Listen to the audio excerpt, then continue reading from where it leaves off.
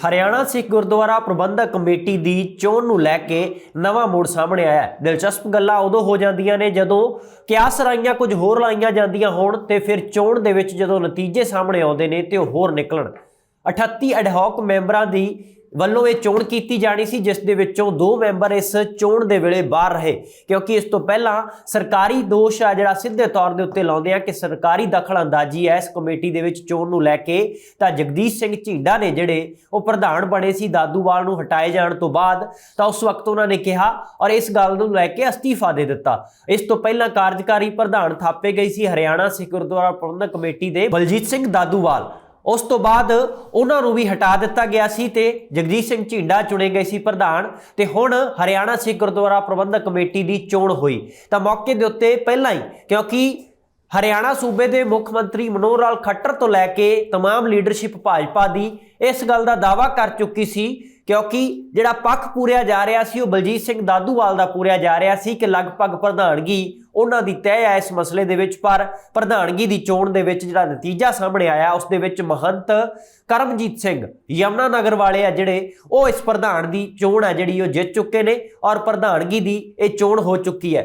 अडहॉक मैंबरां की जिहड़ी गिणती सी वो लगभग 38 बनती सी और पूरी चोण प्रक्रिया विचों किवें लंघिया गया ये सारी गल तुहाडे नाल असीं सांझी कर रहे हैं कि 38 अडहॉक मैंबर सी जिहड़े उस दे विचों बलजीत सिंह दादूवाल वो इस कमेटी दे विच जदों अपना पलड़ा भारी उन्हां नूं नज़र नहीं आया तो उन्होंने इस अडहॉक कमेटी दे विच जदों चोण हो रही सी ते बाईकाट कर दिता इस चोण दा।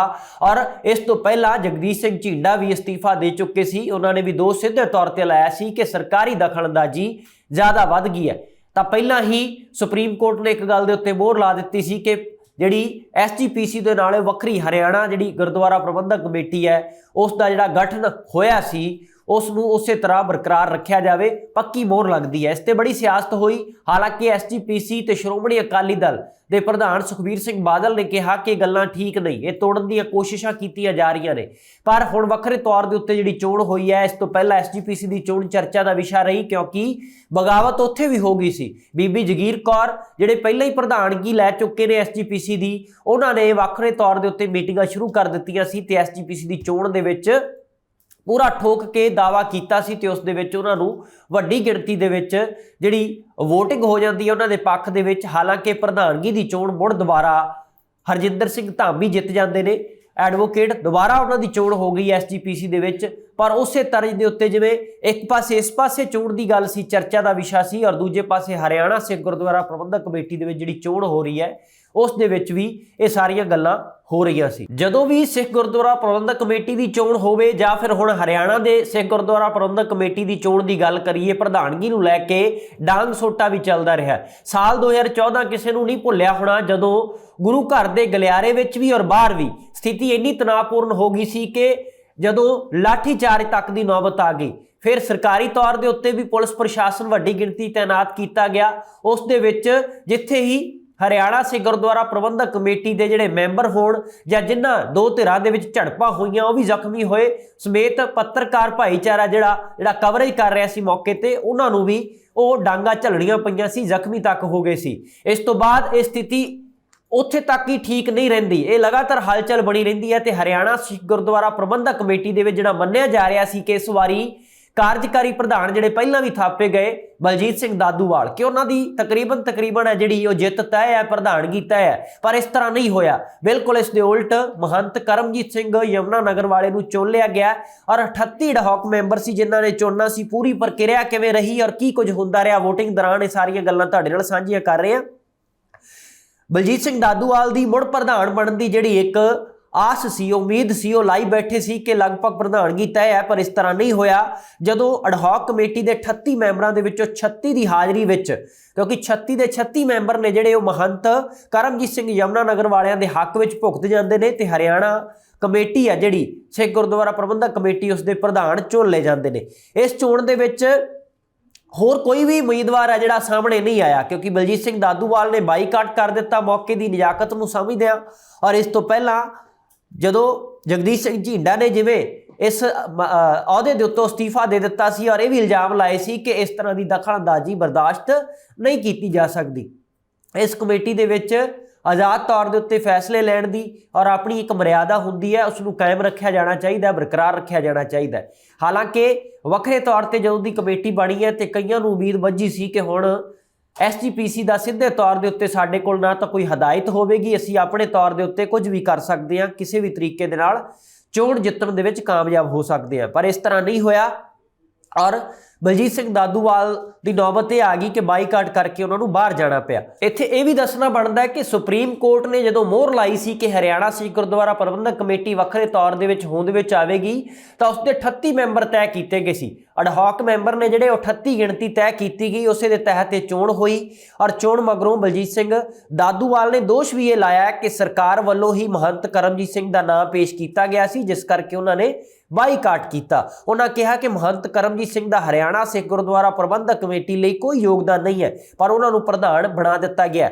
ਨਾਲ ਹੀ ਉਹਨਾਂ ਨੇ ਵੀ ਕਿਹਾ ਕਿ ਮਹੰਤ ਕਰਮਜੀਤ ਸਿੰਘ ਨੂੰ ਪ੍ਰਧਾਨ ਬਣਾਏ ਜਾਣ ਦੇ ਫੈਸਲੇ ਨਾਲ ਅਸਹਿਮਤ ਹਨ, ਪਰ ਅਡਹੌਕ ਕਮੇਟੀ ਦੇ ਮੈਂਬਰ ਵਜੋਂ ਆਪਣੀ ਸੇਵਾ ਨਿਭਾਉਂਦੇ ਰਹਿਣਗੇ। ਅਡਹੌਕ ਮੈਂਬਰ ਜ਼ਰੂਰ ਨੇ ਬਲਜੀਤ ਸਿੰਘ ਦਾਦੂਵਾਲ ਤੇ ਉਹਨਾਂ ਨੇ ਸਿੱਧੇ ਤੌਰ ਤੇ ਇਲਜ਼ਾਮ ਲਾਇਆ ਕਿ ਉਹਨਾਂ ਦੀ ਕੋਈ ਦੇਣ ਨਹੀਂ ਇਸ ਕਮੇਟੀ ਨੂੰ ਜਿਸ ਨੂੰ ਪ੍ਰਧਾਨ ਚੁਣ ਲਿਆ ਗਿਆ। ਹਾਲਾਂਕਿ ਉਹਨਾਂ ਨੇ ਕਿਹਾ ਕਿ ਸਰਕਾਰ ਨੇ ਉਹਨਾਂ ਦਾ ਨਾਮ ਪੇਸ਼ ਕੀਤਾ। ਪਰ ਜਿੱਥੋਂ ਤੱਕ ਰਹੀ ਗੱਲ ਮਨੋਹਰ ਲਾਲ ਖੱਟਰ ਜਾਂ ਫਿਰ ਭਾਜਪਾ ਦੀ ਹੋਰ ਸਮੂਹ ਲੀਡਰਸ਼ਿਪ ਦੀ, ਸੱਤਾ ਧਿਰ ਦੀ, ਉਹਨਾਂ ਦੇ ਵੱਲੋਂ ਇੱਕ ਤਰ੍ਹਾਂ ਦੇ ਨਾਲ ਇਸ਼ਾਰਾ ਕਰ ਦਿੱਤਾ ਗਿਆ ਸੀ, ਦਾਅਵਾ ਵੀ ਕੀਤਾ ਗਿਆ ਸੀ ਕਿ ਜਿਹੜੀ ਪ੍ਰਧਾਨਗੀ ਦੀ ਅਗਲੀ ਚੋਣ ਹੈ ਉਸ ਦੇ ਵਿੱਚ ਲਗਭਗ ਜਿਹੜਾ ਨਾਮ ਤੈਅ ਹੈ ਉਹ ਬਲਜੀਤ ਸਿੰਘ ਦਾਦੂਵਾਲ ਦਾ ਹੈ। ਪਰ ਜਦੋਂ ਪ੍ਰਧਾਨਗੀ ਦੀ ਚੋਣ ਹੁਣ ਹਾਰ ਚੁੱਕੇ ਨੇ ਬਲਜੀਤ ਸਿੰਘ ਦਾਦੂਵਾਲ ਤੇ ਉਹਨਾਂ ਨੇ ਕਿਹਾ ਕਿ ਜਿਹੜੇ ਮਹੰਤ ਕਰਮਜੀਤ ਸਿੰਘ ਨੂੰ ਚੁਣ ਲਿਆ ਗਿਆ ਉਹਨਾਂ ਦੀ ਕਮੇਟੀ ਨੂੰ ਕੋਈ ਵੀ ਦੇਣ ਨਹੀਂ ਹੈ, ਕੋਈ ਵੀ ਯੋਗਦਾਨ ਨਹੀਂ ਹੈ ਹੁੰਗਾਰਾ ਦੇਣ ਦਾ, ਹੁਲਾਰਾ ਦੇਣ ਦਾ, ਔਰ ਜਿਹੜਾ ਸਰਕਾਰ ਵੱਲੋਂ ਨਾਮ ਪੇਸ਼ ਕੀਤਾ ਗਿਆ ਉਸ ਦੇ ਨਾਲ ਉਹ ਬਿਲਕੁਲ ਸਹਿਮਤ ਨਹੀਂ। ਇਸ ਤਰ੍ਹਾਂ ਦੀਆਂ ਗੱਲਾਂ ਸਾਹਮਣੇ ਹੁਣ ਆਉਣ ਲੱਗੀਆਂ ਨੇ। ਔਰ ਕਮੇਟੀ ਦੀ ਜਦੋਂ ਚੋਣ ਹੋ ਰਹੀ ਸੀ ਤਾਂ 38 ਅਡਹੌਕ ਮੈਂਬਰਾਂ ਦੇ ਵਿੱਚੋਂ ਇੱਕ ਸੀ ਬਲਜੀਤ ਸਿੰਘ ਦਾਦੂਵਾਲ, ਜਿਨ੍ਹਾਂ ਨੇ ਬਾਈਕਾਟ ਕਰ ਦਿੱਤਾ। ਔਰ ਹੁਣ ਹਰਿਆਣਾ ਸਿੱਖ ਗੁਰਦੁਆਰਾ ਪ੍ਰਬੰਧਕ ਕਮੇਟੀ ਦੇ ਪ੍ਰਧਾਨਗੀ ਦੇ ਤੌਰ ਦੇ ਉੱਤੇ ਜੋ ਸੇਵਾ ਨਿਭਾਉਣਗੇ, ਜੋ ਅੱਗੇ ਕਾਰਜਸ਼ੀਲ ਰਹਿਣਗੇ, ਉਹ ਹੋਣਗੇ ਮਹੰਤ ਕਰਮਜੀਤ ਸਿੰਘ ਯਮੁਨਾ ਨਗਰ ਵਾਲੇ। ਤਾਂ ਇਹ ਹਰਿਆਣਾ ਸਿੱਖ ਗੁਰਦੁਆਰਾ ਪ੍ਰਬੰਧਕ ਕਮੇਟੀ ਦੀ ਚੋਣ ਹੋ ਚੁੱਕੀ ਹੈ।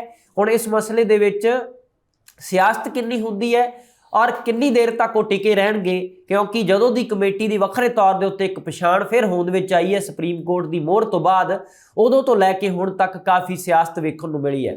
ਹਾਲਾਂਕਿ ਐਸਜੀਪੀਸੀ ਤੇ ਸ਼੍ਰੋਮਣੀ ਅਕਾਲੀ ਦਲ ਨੇ ਵੀ ਘੱਟ ਨਹੀਂ ਕੀਤੀ ਔਰ ਕਿਹਾ ਗਿਆ ਕਿ ਇਸ ਤਰੀਕੇ ਨਾਲ ਨਹੀਂ ਹੋਣਾ ਚਾਹੀਦਾ, ਤੋੜਨ ਦੀਆਂ ਕੋਸ਼ਿਸ਼ਾਂ ਹੋਈਆਂ ਨੇ। ਇਸ ਤਰ੍ਹਾਂ ਧਾਰਮਿਕ ਮਸਲਿਆਂ ਦੇ ਵਿੱਚ ਜਿਹੜੀ ਦਖਲ ਅੰਦਾਜ਼ੀ ਹੈ ਉਹ ਸਿੱਧੇ ਤੌਰ ਤੇ ਚਿੱਠੀਆਂ ਤੱਕ ਲਿਖੀਆਂ ਗਈਆਂ। ਜਦੋਂ ਐਸਜੀਪੀਸੀ ਦੀ ਚੋਣ ਇੱਧਰ ਹੋਈ ਸੀ ਉਦੋਂ ਇਹ ਵੀ ਕਿਹਾ ਗਿਆ, ਅਨੁਸ਼ਾਸਨੀ ਕਮੇਟੀ ਵੱਲੋਂ ਚਿੱਠੀਆਂ ਲਿਖ ਕੇ ਸ਼੍ਰੋਮਣੀ ਅਕਾਲੀ ਦਲ ਜਾਂ ਸ਼੍ਰੋਮਣੀ ਗੁਰਦੁਆਰਾ ਪ੍ਰਬੰਧਕ ਕਮੇਟੀ ਨੇ ਸਿੱਧੇ ਤੌਰ ਤੇ ਕਿਹਾ, ਰਾਸ਼ਟਰਪਤੀ ਤੱਕ ਚਿੱਠੀਆਂ ਲਿਖ ਦਿੱਤੀਆਂ ਗਈਆਂ ਕਿ ਆਰਐਸਐਸ ਤੇ ਭਾਜਪਾ ਦੇ ਉੱਤੇ ਸਾਨੂੰ ਸ਼ੱਕ ਹੈ ਔਰ ਸਿੱਧੇ ਤੌਰ ਤੇ ਸਾਡੇ ਧਾਰਮਿਕ ਮਸਲਿਆਂ ਦੇ ਵਿੱਚ ਕਿਸੇ ਤਰ੍ਹਾਂ ਦੀ ਦਖਲ ਅੰਦਾਜ਼ੀ ਅਸੀਂ ਬਰਦਾਸ਼ਤ ਨਹੀਂ ਕਰਾਂਗੇ। ਸਾਡੇ ਧਾਰਮਿਕ ਮਸਲੇ ਨੇ, ਅਸੀਂ ਆਪਣੇ ਤੌਰ ਦੇ ਉੱਤੇ ਲੜਾਂਗੇ ਔਰ ਇਸ ਦੇ ਉੱਤੇ ਕੰਮ ਕਰਾਂਗੇ।